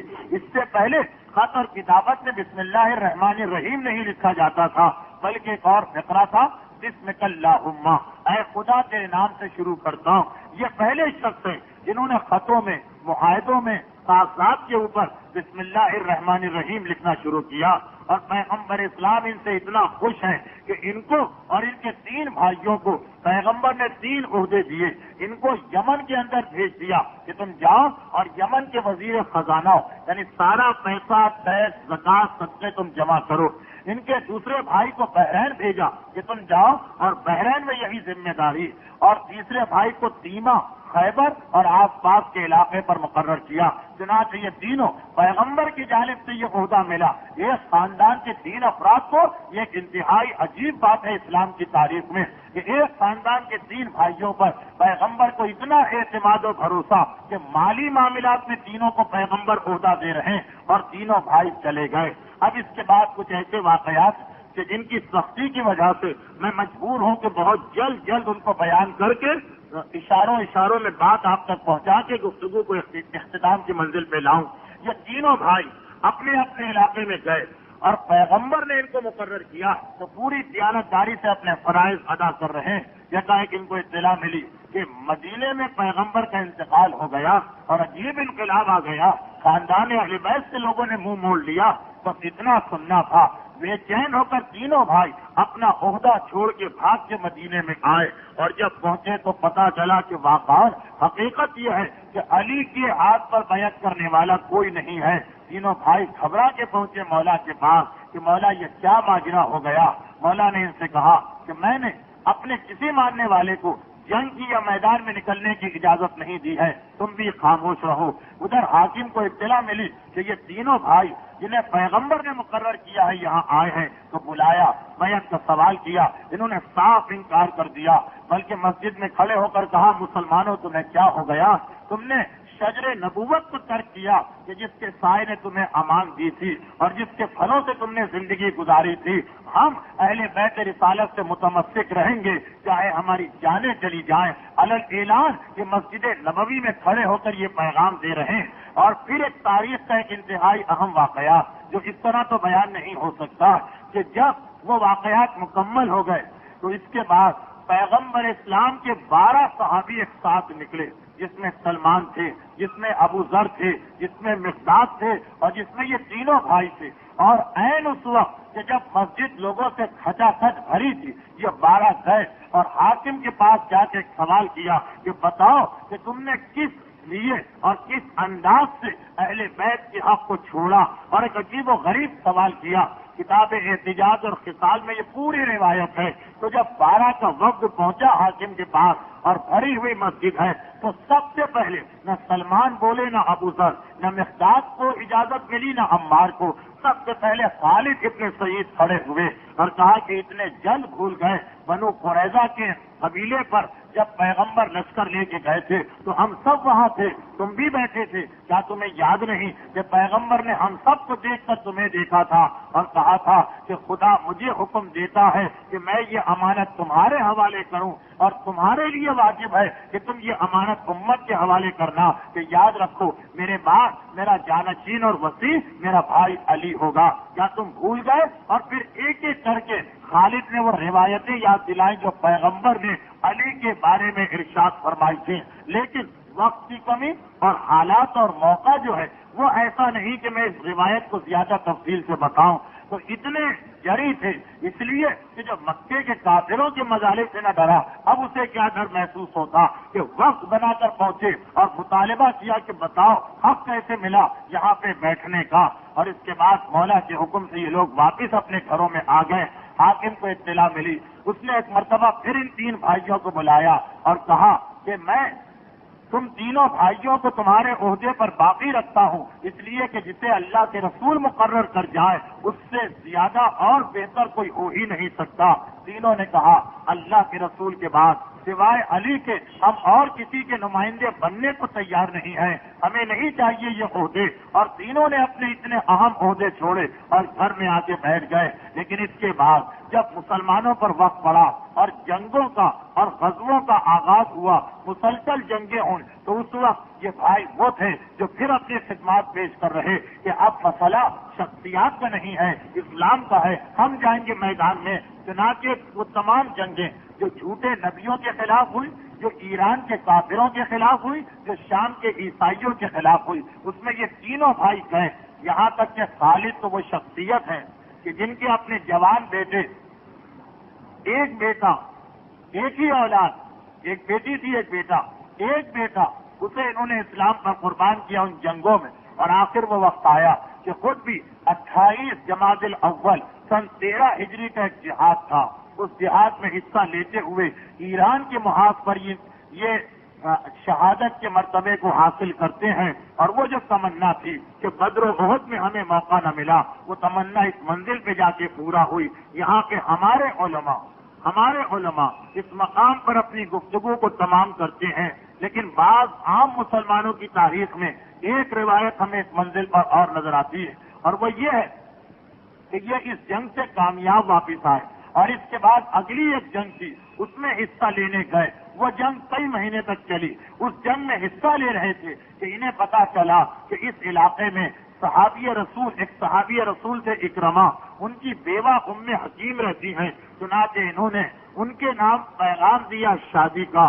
ام حکیم نے کہا کہ یہ جنگ ختم ہو جائے، اس کے بعد شادی کا انتظام کیا جائے گا. پیغام قبول کر لیا. کہا نہیں، مجھے یقین ہے کہ کل میں مارا جاؤں گا، اس لیے چاہتا ہوں کہ آج ہی شادی ہو جائے. فوراً اس بیوہ نے یہ پیغام قبول کر لیا. اگر ایک شہید کی بیوہ بننے کا اعزاز مجھے ملے گا تو اس سے بڑھ کر میرے لیے سعادت کیا ہو سکتی ہے. چنانچہ شام کے وقت دونوں کا نکاح ہوا. رات ہجلہ عروسی میں گزری. اگلے دن صبح کو دعوت ولیمہ کا اہتمام کیا اور ادھر ولیمے کی دعوت ختم ہوئی، ادھر ایک مرتبہ شور اٹھا کہ کافروں نے حملہ کر دیا ہے. تلوار لے کے یہ باہر نکلے اور ابھی چند قدم چلے ہوں گے کہ یکایک ایرانی فوج کے انتہائی بہادر پہلوان نے ان کے سینے پہ ایسا تیر مارا کہ یہ اسی مقام پر گرے اور شہید ہو گئے۔ ایک دن گزرا تھا شادی کو، ام حکیم کو اطلاع ملی کہ میرے شوہر اس انداز سے شہید کر دیے گئے ہیں۔ غصے کی حالت میں خیمے کی لکڑی کو نکالا اور باہر نکل کر 7 کافروں کو اپنے اس لکڑی سے جہنم واصل کیا اور اس کے بعد انہیں واپس پلٹا دیا گیا۔ تو خالد ابن سعید ابن عاص ابن امیہ ابن عبد الشمس ابن عبد المناف، یہ وہ شخصیت کہ جن کے فضائل آپ نے سنے، آج ان کا ذکر اختتام کو پہنچا۔ اور جیسا کہ میں نے ابتدا میں عرض کیا تھا کہ انتہائی بدقسمتی یہ کہ جو شخصیت تاریخ اسلام کی اتنی اہم شخصیت، کہ یہ بھی وہ شخصیت کہ سارے مسلمان ان کے حالات میں یہ لکھنے پر مجبور کہ انہوں نے پیغمبر کے بعد علی کے سوا کسی اور کی حاکمیت کو نہیں مانا، لیکن غیروں کو چھوڑیں۔ ہمارے اپنے بچے اور جوان بھی ایسے ہیں کہ جن میں سے اکثر نے ان کا نام ہی نہیں سنا، اور آج جب تذکرہ ہوا تو ایک بڑی تعداد یہ کہے گی کہ پہلی مرتبہ ہمیں پتا چلا کہ اس نام کی بھی کوئی شخصیت گزری جس کے فضائل آپ نے سنے، کہ جن کو خواب کے ذریعے دین کی رہبری ہوئی، جنہوں نے پیغمبر اسلام کا نکاح پڑھوایا، جن کی انگوٹھی پیغمبر اپنی انگلی میں پہنتے ہیں، اور جن کی بیٹی وہ کہ پیغمبر اسلام اپنی اولاد کی مانند محبت اور شفقت کا اظہار کیا کرتے ہیں۔ اتنی عظیم ہستی کہ 3 بھائی اور تینوں نے اپنے اتنے بڑے عہدے چھوڑ دیے کہ پیغمبر اسلام کے بعد ہمیں عہدہ نہیں چاہیے، پیغمبر اسلام کے بعد ہم اپنے اتنے بڑے عہدے کو چھوڑتے ہیں، اس لیے کہ صحیح مسلمان اور صحیح مومن کی پہچان ہی یہی ہے کہ وہ حق کے معاملے میں نہ عہدے کا خیال کرے، نہ پیسے کا خیال کرے، نہ کسی اور چیز کا خیال کرے۔ اور یہی سبب ہے کہ صحیح مومن کی بخشش کا قیامت کے دن وعدہ کیا گیا، اور جو ایسا مومن کہ زبان سے اپنے آپ کو مومن کہہ رہا مگر اس کا ایسا ایمان کہ وہ اپنے امام کے لیے چند پیسے خرچ کرنے سے گھبراتا، اس کے بارے میں امام نے یہ کہا کہ ایسے مومن کو سب سے زیادہ حیرت اس وقت ہوگی جب وہ قیامت کے میدان میں پہنچے گا، بڑے فخر سے پہنچے گا، بڑی خوشی سے پہنچے گا، اس لیے کہ وہ یہ سمجھ کے پہنچے گا کہ قبر میں جو عذاب مل گیا مل گیا، اب قیامت میں تو امام موجود ہے میری بخشش کرانے کو۔ اور پتا چلا کہ سب سے پہلے امام ہی اس کے گریبان کو پکڑ کر خدا کی بارگاہ میں کھڑا کریں گے، خدا بندہ یہ ہم پر ظلم کرنے والا ہے، جس کا مقدمہ ہم لے کے تیری بارگاہ میں آئے ہیں۔ تو مومن جن کے سہارے پر قیامت کے میدان میں پہنچے گا وہی اسے لے جا کے کھڑا کر دیں گے اور کہیں گے خدا بندہ ہمارے اور اس کے درمیان انصاف کر۔ اور جب مومن گھبرا کے پوچھے گا امام سے کہ مولا میں نے آپ پر کیا ظلم کیا، تو امام کہیں گے تیرے مال میں ہمارا حق یعنی خمس واجب ہو گیا تھا مگر تو نکالنے پہ تیار نہ تھا۔ جس کا ایمان اتنا کچا کہ امام کے نام پہ اپنی دنیاوی دولت کا ایک حصہ قربان کرنے کو تیار نہ ہو، وہ کیسے یہ سمجھ سکتا ہے کہ ان عظیم اور جلیل القدر صحابیوں کے ساتھ قیامت کے میدان میں اسے کھڑا کیا جائے گا۔ امام کہہ چکے ہیں کہ اپنے آپ کو ہمارا شیعہ کہہ رہے ہو، پہلے سمجھ لو کہ ہمارا شیعہ کون ہوتا ہے۔ سلمان ہمارے شیعہ ہیں، ابو ذر ہمارے شیعہ ہیں، عمار ہمارے شیعہ ہیں، مقداد ہمارے شیعہ ہیں، مالک اشتر ہمارے شیعہ ہیں۔ تو یہ سب شیعہ ہیں، ان کے ساتھ کھڑا ہونے کے لیے اگر ہم ان جیسے نہ بن سکیں تو کم سے کم ایسا بھی نہ ہو کہ کنجوسی کا اتنا مظاہرہ کہ امام کا حق ہمارے مال میں ہے اور ہم اسے دیتے ہوئے بھی گھبراتے ہیں، جبکہ رحمت تو امام کی رحمت تو اتنی کہ اگر امام ہم سے یہ مطالبہ کرے کہ جو کچھ تم حاصل کرتے ہو سب ہمیں دے دو، ہم تمہارے امام، تم کہتے ہو کہ مولا آپ ہمارے امام، اگر ہم تم سے سب کچھ مانگے تو تمہیں دینے میں اعتراض نہیں ہونا چاہیے، مگر یہ رحمت امام کہ امام سب نہیں مانگتے، کہتے ہیں خرچ کرو، جائز طریقے سے خرچ کرو، جب خرچ کرنے کے بعد بچ جائے تب ہمیں دے دو۔ ارے اگر بچت کو بھی امام مانگے تو کوئی حرج نہیں، مگر رحمت، اچھا بچ گیا ہم تمہاری پوری بچت بھی نہیں مانگتے، جتنا بچ جائے 5 روپے میں 4 روپے اپنے لیے رکھو، 1 روپیہ لا کر امام کو دے دو۔ وہ امام جو پہلے ہی اتنی سہولت و آسانی دے چکا، کیونکہ اصول کافی میں یہ روایت ہے کہ بحرین کا ایک آدمی امام کے پاس پہنچا 80,000 درہم لے کے، روپے 2 روپے 5 روپے نہیں، 80,000 درہم، 80,000 درہم آج کے حساب سے 3.5 लाख रुपए बनते हैं। ये 1400 साल पहले की बात है। बहरैन का इलाका वो था कि जहां मोतियों की तिजारत के लिए मशहूर था, तो दौलत लोगों के पास बहुत होती थी। 80,000 दिरहम लेकर खिदमत इमाम में आया, मौला ये आपका खुम्स है कि जो मैं देना चाहता हूं। मगर देने का तरीका ऐसा कि लगा कि जैसे ये पैसे देकर इमाम पर कोई एहसान कर रहा है।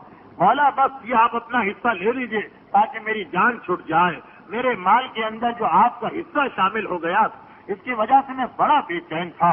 मेरा दिल चाहता था कि आपका हिस्सा अलग कर दूं ताकि बाकी माल में आराम से इस्तेमाल करूं। अंदाज ऐसा कि जैसे तकब्बुर है, गुरूर है, इमाम का हिस्सा देकर इमाम पर एहसान कर रहा। इमाम ने सुना, उसूल काफी की रिवायत, एक मर्तबा उसके पैसे को हाथ लगाने से इनकार कर दिया। ले जाओ, हमें तुम्हारा माल नहीं चाहिए, हमें ये खुम्स नहीं चाहिए। इमाम पैसे की खातिर या पैसे की वजह से तो हक नहीं ले रहे। जज्बा देखना, नियत देखना, देखने वाला किस नियत से दे रहा। कहा कि ये ले जाओ, हमें नहीं चाहिए। ऐसा तूने ये ख्याल किया कि 80,000 दीनार हमें देकर बाकी सब कुछ तेरा हो गया? गलत है। खुदा ने ये दुनिया हमारे लिए बनाई। अब जो आदमी भी इस दुनिया से कोई चीज हासिल करता है, वो गोया हमारे माल से कोई चीज हासिल करता है। जितना वो कमाए सब हमारा हक है, लेकिन हमने अपने मानने वालों पर ये रियायत और रहमत की है कि उसमें से वो खर्च करें। जितना दिल चाहे खर्च करें, बशर्ते कि हलाल तरीके से हो। खर्च करने के बाद जो बच जाए, इसको भी अपने लिए रख लें, फकत एक हिस्सा हमको दे दें। ये इमाम की तरफ से एक नेमत, एक रहमत, एक सहूलत है। मगर मोमिन इसके देने से बचने के भी 1000 बहाने तलाश करता है। चनाचे खुम्सी के मसले पर गुफ्तगू हो रही थी। ज्यादा वक्त मुझे नहीं लेना है, बस चंद 1-2 मसले जो पिछले हफ्ते बयान हुए, थोड़ी उसकी और तफसील आपके सामने आ जाए और आज की गुफ्तगू इख्तिताम को पहुंचे। तो मैंने गुज़श्ता हफ्ते अर्ज किया था कि अगर किसी के माल में खुम्स वाजिब हो गया और उसने खुम्स नहीं निकाला, तो अब उसके लिए अपने माल को इस्तेमाल करना हराम है। वो आदमी खुद अपना माल इस्तेमाल नहीं कर सकता, न खाने में, न पीने में, न लिबास में, न मकान में। उसके लिए अपने माल को खर्च करना हराम है, जिसके माल में खुम्स वाजिब हो गया और वो नहीं निकाल रहा। सिर्फ एक मसला ये था कि उसके लिए तो हराम है, मगर जो उसके साथ उसके बीवी, बच्चे, माँ बाप रहते हैं या दोस्त उसके यहाँ आते हैं, उनके लिए उसके साथ खाना पीना, कपड़े पहनना, लिबास बनाना, मकान में रहना, क्या ये सही है या गलत? तो मैंने अर्ज किया था कि आका खुद के नजदीक तो बिल्कुल सही। वो फरमाते हैं कि इस सूरत में जो कुछ वबाल और गुनाह है वो न देने वाले पर है, मगर जो उसके साथ रहने वाले या उसके घर में आने वाले या उसके मेहमान हैं, न उन पर खुम्स वाजिब है, न उनकी कोई जिम्मेदारी है। आका खुमैनी फरमाते हैं कि नहीं, अगर ये पता चल गया कि जो खाना इसने अपने घर में हमारे लिए तैयार किया ये उस पैसे से है जिससे खुम्स वाजिब था, अगर ये पता चल गया बेटे को कि मेरे बाप ने जो कपड़ा मुझे लाकर दिया इस पर खुम्स वाजिब था, अगर ये पता चल गया बीवी को कि मेरा शौहर जिस मकान के अंदर रह रहा है और मैं भी उसके साथ रह रही, इस मकान पे खुम्स वाजिब है और नहीं दिया गया, तो फिर ये कि जिस पर वाजिब है वो तो है ही गुनाहगार और इस्तेमाल नहीं कर सकता। दूसरों के लिए गुनाह तो नहीं है, मगर इस चीज का इस्तेमाल करना जायज नहीं। ये एक मसला पिछली दफा आ चुका है। इसमें फकत एक बात बताना कि ये उस वक्त है जब हमको यकीन हो जाए कि जो कपड़ा या मकान या खाना हमारे बाप ने या बेटे ने या भाई ने या शौहर ने जिसके साथ हम रहते हैं उसने बनाया, ऐसे पैसे से बनाया जिस पर खुम्स वाजिब है। क्या मतलब इस मसले का? इस मसले का मतलब ये कि खुम्स वाजिब होता है उस पैसे पर जो सारा साल पड़ा रहे और उसके बाद आदमी उसका खुम्स न निकाले। अब अगर एक आदमी उसके पास सारा साल पैसा रहता है और वो उसका खुम्स नहीं निकालता है, मगर कुछ पैसा ऐसा भी है जो उसके पास इसी महीने आया, इसी हफ्ते आया, इसमें से अगर वो कोई चीज बना के दे रहा तो ये हराम नहीं, इसको हम इस्तेमाल कर सकते हैं। एक आदमी के पास एक ऐसा पैसा जो सारा साल उसके पास पड़ा रहा, उसने खुम्स नहीं निकाला, उसमें से अगर वो खाना लाए, कपड़े लाए, मकान बनाए, तो ये है कि हराम है उसके लिए भी और हमारे लिए भी, चाहे हम उसके दोस्त हो या मेहमान, رشتہ دار ہوں یا ساتھ میں رہنے والے. لیکن اگر خمس اس کا جس پیسے میں واجب ہے وہ تو اپنی جگہ ہے, نہیں نکالتا, خمس گناہگار ہے. مگر جو کپڑا ہم کو بنا کے دے رہا یہ اسی مہینے کی تنخواہ کا ہے یا اسی مہینے کاروبار کی آمدنی کا ہے. جو مکان اس نے خریدا وہ اسی مہینے یا اسی 6 مہینے کی آمدنی کا ہے. جو کھانے کا پیسہ گھر میں آ رہا وہ اسی مہینے کی آمدنی کا ہے. تو اب یہ حرام نہیں ہے ہمارے لیے, یعنی مہمان کے لیے, دوست کے لیے, بیٹے کے لیے, بیوی کے لیے یہ حرام نہیں. دوسرے الفاظ میں کہ جو آدمی خمس نہیں نکالتا اس کا وہ پیسہ تو حرام کا ہے جس پر خمس واجب ہے اور وہ نہیں نکال رہا ہے. مگر وہ پیسہ کہ جو اسی مہینے کا ہے جس پر 1 سال نہیں گزرا, 1 مہینے یا 2 مہینے یا 4 مہینے 6 مہینے کا ہے, سال نہیں گزرا, اس میں سے اگر وہ ہم کو کچھ دے تو ہمارے لیے اس کا استعمال بالکل جائز ہے. تو اب جو بیٹے یا بیوی یا بوڑھے والدین سوال پوچھتے کہ بھئی ہمارے گھر میں جو کمانے والا ہے وہ خمس نہیں نکالتا ہے تو ہم کیا کریں؟ تو کوئی صاحب کے نزدیک تو پہلے بھی کوئی مسئلہ نہیں تھا, آقا خمینی کے نزدیک مسئلہ تھا, مگر اس شرط کے ساتھ کہ اگر آپ کو پتا چلا کہ جو کھانا وہ ہم کو کھلا رہا یہ ان پیسوں میں سے ہے جو سال بھر اس کے پاس رکھے رہے, پھر اس نے خمس نہیں نکالا اور پھر اس سے کھانا تیار کیا تو کھانا حرام, پھر کپڑے پہننا حرام. اگر پتا چل جائے کہ نہیں جس پر خمس واجب ہے وہ پیسہ تو الگ ہے, یہ پیسہ اس کے اسی مہینے کی آمدنی کا ہے تو اس کا استعمال جائز ہے. یا اس میں ایک صورت اور ہو سکتی ہے, ہمیں پتہ نہ ہو کہ یہ اس مہینے کی آمدنی کا ہے یا پرانی آمدنی کا ہے, پتہ نہ ہو, اس صورت میں بھی جائز ہے. تو جائز ہے ہمارے لیے جو آدمی خمس نہیں نکالتا اس کے ساتھ رہنا اور اس کے پیسے سے کھانا, کپڑے, مکان اور دوسری چیزوں کا انتظام کرنا, یہ سب جائز, جب تک کہ یہ یقین نہ ہو جائے کہ جو پیسہ وہ خرچ کر رہا یہ وہ پیسہ ہے جس پر 1 سال گزر گیا تھا. اور عام طور پر یہ ہے کہ مکان کو چھوڑ کر کپڑے یا کھانے پینے کا سامان یہ تو آدمی اسی سال اسی مہینے کی آمدنی سے بنا خرچ کرتا, اس لیے اس میں اتنا مشکل مسئلہ نہیں. اچھا, اب ایک مسئلہ اور میں بتا دوں اور خمس کی گفتگو کو ختم کروں. وہ مسئلہ یہ ہے کہ جس آدمی نے اب تک خمس نہ نکالا ہو, لوگ پوچھتے ہیں کہ اب ہم کیا کریں. میں نے اس مسئلے کو کئی دفعہ بتایا ہے, ایک دفعہ اور بتا رہا ہوں. جس آدمی نے اب تک خمس نہیں نکالا, پہلے تو یہ دیکھے مجھ پر خمس واجب ہے یا واجب نہیں ہے. واجب ہے سے کیا مطلب؟ میں نے پچھلے دفعہ بھی عرض کیا تھا کہ خمس کا مسئلہ اتنا اہم ہے کہ جب اسے پوری اہمیت کے ساتھ بتایا جاتا ہے تو وہ لوگ بھی خوفزدہ ہو جاتے ہیں جن پر خمس واجب نہیں ہے, اور وہ سمجھتے ہیں کہ جیسے ہم بھی مجرم. تو پہلے تو یہ دیکھیں کہ خمس واجب ہے یا نہیں. خمس کس پر واجب نہیں ہے؟ جس کی آمدنی کم ہو اور جائز خرچہ زیادہ ہو. کتنے ہی ایسے لوگ ہیں کہتے ہیں کہ 1 مہینے کی تنخواہ میں بڑی مشکل سے مہینہ گزرتا ہے, ہم کاروبار کرتے ہیں, سارا سال بڑی مشکل سے اتنا پیسہ ملتا کہ اپنے گھر کو چلا سکے. انکم ٹیکس والی بات نہیں ہو رہی, حقیقت میں خدا والی بات ہو رہی کہ فیصلہ آدمی کو خود کرنا ہے کہ اگر جو ملازمت وہ کر رہا اس کے اندر جو تنخواہ مل رہی وہ اتنی کم ہے کہ اس کا اپنا گزارا نہیں ہو رہا, یعنی قرضہ لینا پڑتا یا بڑی مشکل سے بس کھینچم تان کر کے ہوتا, تو اس پر خمس واجب نہیں. یا کاروبار کرنے والا آدمی, ضروری نہیں ہے کہ ملازمت والا, کاروبار والا آدمی مگر کاروبار کی حالت خراب ہے, بس سارا سال کاروبار کرتا ہے اور بڑی مشکل سے گزارے کے قابل پیسے ملتے اور کچھ نہیں بچتا, اس پر بھی خمس واجب نہیں. جب سے یہ بالغ ہوا اگر اب تک یہی حالت تھی کہ جتنے عرصے اس نے نوکری کی یا کاروبار کیا بچا کچھ نہیں, جتنی آمدنی ہے وہ سب خرچ ہو جاتی ہے, تو اس آدمی پر خمس نہیں. مگر شرط آپ یاد رکھیے جائز خرچہ, کیونکہ خرچے کو تو آدمی جتنا بڑھائے بڑھتا چلا جاتا ہے, جتنا سمیٹے سمٹتا چلا جاتا ہے. تو اسلام کہتا ہے نہ کنجوسی سے زندگی گزارو نہ فضول خرچی سے, اعتدال درمیانی زندگی. یہ اگر کاروبار یا تنخواہ جو ملازمت ہے اس کی تنخواہ یا کاروبار کی آمدنی جو اس سے بس خرچہ پورا ہو رہا ہے, نہ بچتا ہے نہ کم پڑتا ہے, یا یہ کہ کم پڑ جاتا ہے, ایسے آدمی پر خمس نہیں ہے. وہ آرام سے اپنی زندگی گزارے, بس اس کے پاس جو چیز سال بھر تک رہ جائے اس کا خمس دے دے. مثلا میں نے کفن کی مثال دی. غریب آدمی ہے, کفن خرید کے ڈال لیا سال بھر تک, تو باقی اس کی آمدنی پہ خمس نہیں تھا, یہ چیز ایک سال پڑی رہی, اس کا خمس دینا پڑے گا.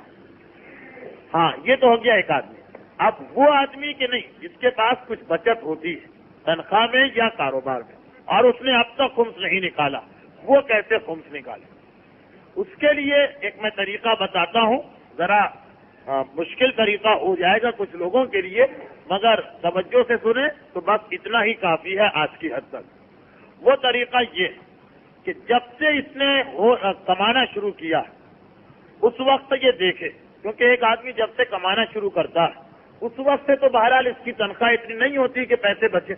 عام طور پر جو شروع میں لوگ تھے جنہوں نے کاروبار شروع کیا یا ملازمت کی, شروع میں 60 65 70 تک حالات بڑے خراب تھے, بڑی مشکل سے گزارا ہوتا تھا. تو یہ آدمی جس کے پاس آج آمدنی زیادہ ہے خرچہ کم ہے, یہ یاد کرے کہ کس سال تک میرا گزارا بڑی مشکل سے ہو رہا تھا, کچھ بچتا ہی نہیں تھا.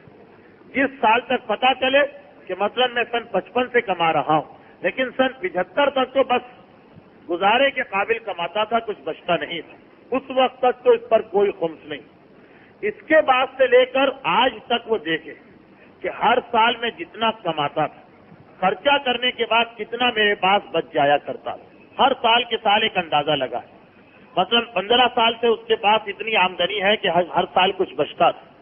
دیکھے کہ ہر سال میں کتنا کماتا تھا, پھر اس سال میں کتنا خرچ کر دیتا تھا اسی سال کے چیزوں میں, فرنیچر میں, کپڑوں میں, کھانے میں, اسی سال کی چیزوں میں, پھر کتنا بچتا تھا اندازہ لگائے ہر سال کا آج تک, اور جتنا اندازہ لگے اتنا خمس وہ دے دے, اس کا خمس کا حساب صاف ہو گیا. یہ بھی بہت آسان ہے, مگر مشکل مسئلہ ہوتا ہے تیسرے لوگوں. یہ وہ لوگ ہیں کہ جن کو یہ اندازہ ہی نہیں کہ ہر سال کتنا بچتا تھا, کوئی حساب کتاب نہیں, کچھ نہیں پتا. تو ایسے لوگ کہ جن کے پاس جب سے انہوں نے کمانا شروع کیا اب تک کوئی حساب نہیں کہ کتنا کمایا, کتنا خرچ کیا, کتنا بچا, ان کے لیے ایک ہی طریقہ کہ وہ جس مجتہد کی تقلید کرتے ہیں ان کے نمائندے کے پاس جائیں, اپنا معاملہ رکھیں. اب وہ نمائندہ خود سوال کرے گا, آپ سے پوچھے گا کہ آپ نے کب سے نوکری شروع کی, پہلے تنخواہ کتنی تھی, بعد میں کتنی ہوئی, کیا کیا آپ نے خرچہ کیا, اور خود وہ حساب لگائے گا. آپ کو کچھ نہیں کرنا ہے, جو وہ کہے اس کا جواب دیجئے. وہ اندازے سے حساب لگا کر کہے گا کہ آپ پر ساری زندگی 50,000 یا 60,000 یا 1 لاکھ خمس بنتا ہے. خیر, اب یہ رقم بن گئی تو ابھی بھی گھبرانے کی ضرورت نہیں, یہ پیسے وہ فوراً نہیں مانگے گا. یہ خمس بنتا ہے جو آپ کو دینا ہے.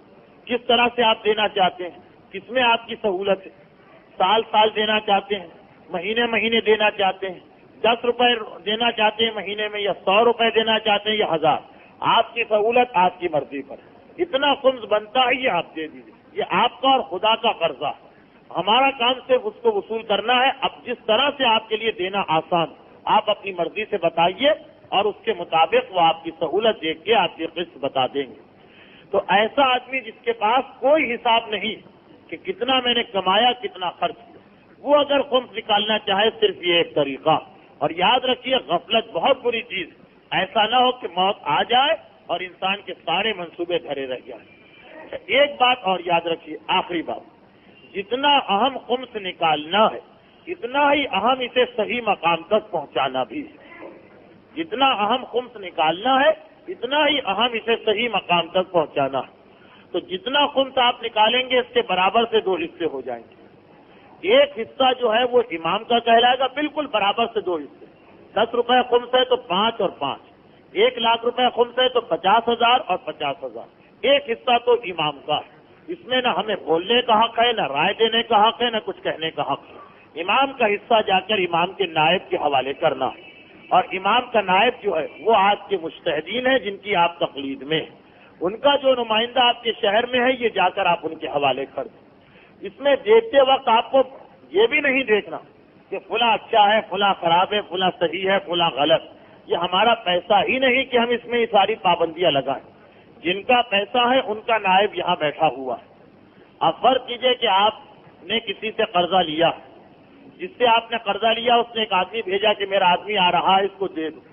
اب وہ جو آدمی آئے آپ پر واجب ہے اس کو دے دیں، چاہے معاذ اللہ میں کہہ رہا ہوں یہ شرابی ہو، چاہے یہ جواری ہو، چاہے یہ غنا سننے والا ہو، چاہے جھوٹ بولنے والا ہو، اس کے کردار کا ہم سے تعلق نہیں ہے۔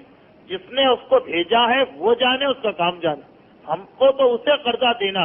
اس نے کہا اس کے ہاتھ میں رکھ دو تو آپ اس کے ہاتھ میں رکھ دیں۔ جو بعض لوگ اپنی عقل بیچ میں لے آتے ہیں، فلاں کو دو فلاں کو نہ دو، فلاں مثلا بہت عیش و آرام سے اس کو کیسے دے دیں؟ یہ ہمارا پیسہ نہیں اور کوئی مستحق کا پیسہ نہیں کہ ہم اپنی مرضی سے خرچ کریں۔ یہ امام کا پیسہ ہے، امام کا نمائندہ جس حالت میں بھی ہو اس حالت میں ہمیں امام کا حق اس کے حوالے کرنا ہے تاکہ ہماری ذمہ داری بچے، اور باقی حصہ آدھا حصہ سید کا ہے، یہ غریب اور مستحق سادات تک پہنچانا ہے۔ آقا خمینی کہتے ہیں کہ اس کو دینے میں بھی آپ ہمارے نمائندے سے اجازت لے لیجیے، لیکن آقا خوئی کہتے ہیں کہ اس کو آپ اپنی مرضی سے دے سکتے ہیں، بس شرط یہ ہے کہ اس میں 3 باتیں پائی جائیں۔ سید ہو، کیسے پتا چلے کہ سید ہے؟ اگر آپ ہی کے شہر کا رہنے والا ہے تو جو آدمی اپنے محلے میں سید کے نام سے مشہور ہے سب اس کو سید کہتے ہیں، بس وہ سید مان لیا گیا ہے شرع۔ اس سے شجرہ طلب کرنا یا گواہی طلب کرنا غلط ہے۔ ہاں اگر کوئی باہر سے آدمی آ رہا ہے تو اس کے لیے ضروری کہ 2 عادل گواہی گواہ دیں کہ یہ سید ہے، مگر اپنے شہر میں رہنے والا جس علاقے میں اگر وہاں سید کے نام سے مشہور ہے اس کو آپ اس کا حق دے دیجیے۔ تو سید ہونا چاہیے، 12 امام شیعہ ہونا چاہیے اور مستحق ہونا چاہیے۔ مستحق کے معنی اس کی جائز آمدنی کم ہو، خرچہ زیادہ ہو۔ جیسا کہ میں اکثر کہتا ہوں کہ فرض کیجئے ایک سید 800 روپے یا 1000 روپے کما رہا ہے، مگر اس کے 7 بچے ہیں، ایک اس کی مثلا بیوہ بہن ہے، 2 اس کے چھوٹے بھائی، اس کے بوڑھے والدین، وہ خود، اب یہ 15-20 کا کنبہ۔ ظاہری سی بات ہے کہ اس کے لیے آج کے دور میں 700 یا 800 روپے یقیناً انتہائی کم ہوں گے۔ اب اس کے اندر یہ کہنا کہ ہم اس کو کیوں خمس دیں، یہ تو دفتر میں ملازم ہے، یہ تو نوکری کر رہا ہے، یہ تو تنخواہ لے رہا، یہ کوئی معیار نہیں ہے کہ جو نوکری کرے وہ امیر ہے، جو تنخواہ لے وہ امیر ہے۔ معیار کیا ہے کہ آمدنی کم ہو، جائز خرچہ زیادہ ہو، جو جائز خرچہ بس اس کو دے دینا ہے۔ یہ نہیں دیکھنا کہ بالکل پھٹا پرانا کپڑا پہن کر انتہائی مسکین بن کے جو آئے وہی سید، وہی غریب۔ اسلام نے غریب کی 2 قسمیں کی ہیں، ایک کو کہا جاتا ہے مسکین، ایک کو کہا جاتا ہے فقیر۔ فقیر جس کے پاس کچھ نہ ہو، مسکین کچھ ہو اس کے پاس، اچھا خاصا ہے مگر جتنا خرچہ ہے اس سے کم، تو یہ خمس دونوں کو دیا جا سکتا ہے۔ اور انتہائی غلط طریقہ ہے کچھ ایسے لوگوں کا جو سہم سادات کو اپنے پاس جمع کر کے رکھ لیتے ہیں کہ جب کوئی مستحق آئے گا تو دیں گے، یہ آئے گا تو دیں گے، غلط طریقہ ہے۔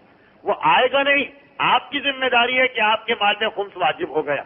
اگر ایسا ہو کہ دنیا میں کوئی غریب نہ رہے یا ہو غریب سید لیکن بہت ڈھونڈنے سے نظر آئے تو خیر بات ٹھیک ہے، ڈھونڈیں گے تو دیں گے، لیکن جس ماحول میں غریب سید چاروں طرف، وہاں ہم پر خمس واجب ہو گیا آج، تو ہماری ذمہ داری کہ آج ہی جا کر پہنچا دیں، یا یہ کہ مجتہد سے اجازت لے لیں کہ 2-4 دن ہم کو لگیں گے، لیکن جس دن خمس واجب ہے اسی دن اس کو پہنچانا بھی واجب ہے۔ ایک دن بھی اگر آپ تاخیر کر رہے ہیں تو مجتہد یا اس کے نمائندے سے اجازت لینا پڑے گی۔ لیکن آپ نے بڑی تعداد میں دیکھا ہوگا لوگوں کہ سید کا حصہ جمع ہے ان کے پاس، کوئی آئے گا تو دیں گے۔ بھائی لوگ بہت آ کے پریشان کرتے ہیں، ان کے لیے بھی تو کچھ ہونا چاہیے۔ تو یہ تو کوئی مسئلہ اور اصول نہیں ہوا کہ اگر ایک شریف آدمی پریشان نہیں کرتا ہے چاہے وہ غریب ہو، اسے کچھ نہیں ملے گا، جو آ کے پریشان کرتا ہے اس کو دینا چاہیے۔ نہیں، یہ اس انتظار میں کہ کوئی آئے ہم جمع کریں، یہ خود حرام اور گناہ، اس کا حق واجب ہو گیا، اب آپ اس کو فوراً پہنچا دیجئے۔ یہ بہرحال خمس کے سلسلے میں ایک ذمہ داری تھی، ایک مسئلہ تھا، یہ ایک حق ہے سادات کرام کا جو ہمیں ادا کرنا، اور سادات کرام کا ایک حق اس لیے بھی ہے کہ یہ سادات کرام کا حق آل محمد کی جانب سے سادات کو دیا گیا، اور آل محمد کے احسانات ادا کرنے کا تقاضا یہ کہ سادات کے حق کو ایک دن کے لیے نہ روکا جائے۔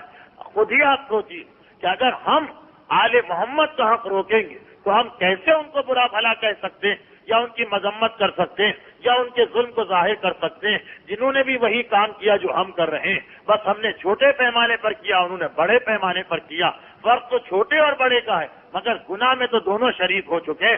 تو آل محمد کا حق روکنے والا ان کی مذمت نہیں کر سکتا کہ جو آل محمد کے ظالم تھے۔ اگر آل محمد کے ظالم کا تذکرہ کرنا ہے تو پہلے اپنے آپ کو ظالموں سے نکالنا ہوگا۔ ہماری گردن پہ آل محمد کا حق ایک رات کے لیے بھی باقی نہ رہنے پائے، ایک رات کے لیے بھی۔ اور یہ سادات کا حق وہ حق ہے کہ اسے یہ نہ سمجھیں کہ اسلام نے سادات کرام کے نام سے شہزادوں کا ایک طبقہ پیدا کیا ہے جس کا کام ہے بیٹھ کے کھائے، ہمارا کام ہے اسے کھلائے، ہرگز نہیں، بلکہ یہ ان قربانیوں کا نتیجہ ہے جو سادات کرام نے اسلام کو بچانے کے لیے دی ہے، یہ ان کا صلہ ہے جو پروردگار نے ان کو عطا کیا ہے۔ اور سادات کرام کی یہ ساری قربانیاں در حقیقت اس کا سرچشمہ وہ ذات مقدسہ ہے جو کربلا کے میدان میں اپنی جان قربان کر رہی ہے اسلام کو بچانے کے لیے۔ اب اس کے توفیل میں، اب اس کے صدقے میں جو اس کی اولاد ہے اس کی خدمت کرنا ہمارا فریضہ بن جاتا ہے۔ کربلا کی قربانی اسلام کو بچاتی ہے، تو آج ہم پر اگر اسلام ہم تک پہنچا ہے تو کم سے کم جو حق ہم ادا کر سکتے ہیں کربلا والے کا وہ یہ کہ اس کی اولاد، اس کی نسل سے تعلق رکھنے والے سید بھوکے نہ رہیں، بے لباس نہ رہیں، پریشان حال نہ رہیں۔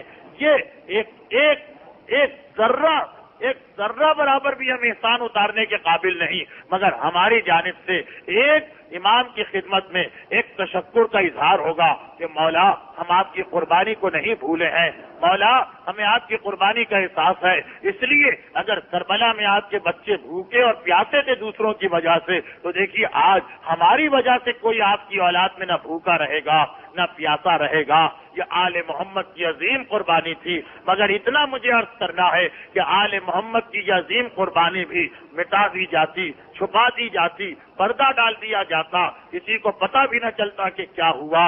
یہ اس عظیم قربانی کے دینے والے حسین نے جتنی زحمتیں اٹھائیں اتنا ہی احسان ہم پر اس شخصیت کا بھی ہے جس نے حسین کی قربانی کو بچایا اور ہم تک حسین کا پیغام پہنچایا۔ اس میں ایک نام سید سجاد کا ہے اور ایک نام شہزادی زینب کا ہے۔ یہ دو ہستیاں وہ تھی جنہوں نے کربلا کے بعد یہ تہیا کیا کہ ہمیں حسین کی قربانی کو بچا کر یہ پیغام گھر گھر پہنچانا ہے۔ ابھی آپ نے سنا تقریر میں خالد ابن سعید کے ساتھ، خالد ابن سعید کی شہادت کے بعد ان کی بیوہ ایک مرتبہ جوش اور غم کی شدت سے میدان میں آئیں اور چوبے خیمہ سے 7 دشمنوں کو واصل جہنم کیا۔ یہ خالد ابن سعید کی بیوہ ہے۔ کربلا کی سیدانیاں، کربلا کی بیویاں شجاعت میں ان سے کم نہ تھی بلکہ سینکڑوں اور ہزاروں گنا زیادہ تھی، مگر وہاں پہ صرف یہ احساس تھا کہ ہمیں اس قربانی کو بچانا ہے، اس لیے میدان میں کوئی بی بی باہر نہ آئی۔